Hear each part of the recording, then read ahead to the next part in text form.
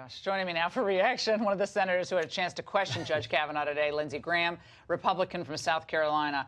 I think the news cycle took over the confirmation hearing for the most part today. But the tactics continued, the interruptions continued. I was on radio this morning hosting my show, and it was just one after the other. The gallery was finally cleared. Yeah. You had to clear the gallery. I would have cleared it yesterday. Talking about books, somebody should write a book, How Not to Handle Opposition to a Person who's being confirmed for the Supreme Court. The shouting says all you need to know. If you've got something to say, you normally don't need to shout. Personality and process is what we're talking about here tonight regarding President Trump. We're not talking about the results he's achieved for the American people. We're not talking about Kavanaugh because he's one of the most qualified people of his generation. You're a lawyer. This guy is brilliant. At the end of the day, the book won't matter in 2020. The article won't matter in 2020, but Kavanaugh will. Because people will look and see what happens if you get a conservative president. You get a well-qualified, limited judicial activist judge. More than an eighth of the federal bench has now been appointed by Donald Trump.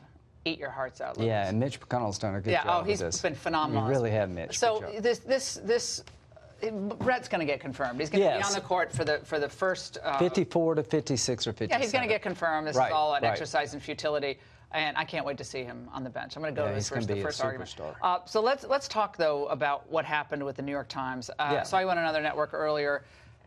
The allegations in this column, I don't even want to call it a column. It's a self-serving narrative. It's so easy to write a positive piece about yourself or paint yourself in the best possible light. That's the easy thing to do.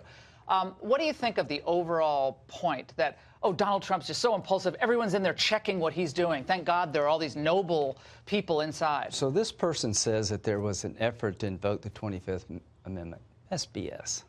I know everybody in this administration. And whispers. He said whispers. It's a cute little way. Can Trump be a handful? Yeah. Is that why he won? Yeah. So I'm a handful. Yeah, well, everyone's a that's handful. Why you're on TV. You have your own show.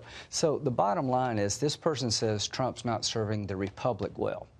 Where I live in South Carolina, people are extremely pleased. He doesn't adhere to conservative principles. Everybody I know at South Carolina likes the judges, like the military, like the tax cut, likes the deregulation. They like what he's doing. So this person's view of the president he's serving, or she is serving, is out of sync with the people who elected him.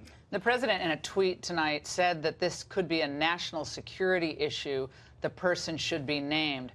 And that was kind of dismissed out of hand, but that's actually an interesting question. Well, you know. Is it not? I mean, remember back in, the Watergate stuff, the Pentagon Papers, this is mostly opinion. Mr. President, if you're watching here tonight, if I were you, I would ignore the article, I would ignore the book, and I would tell the American people what I've done and what I'm going to do. You've got an incredible story for less than 2 years of being president, and I think the best is yet to come. Just stay on track.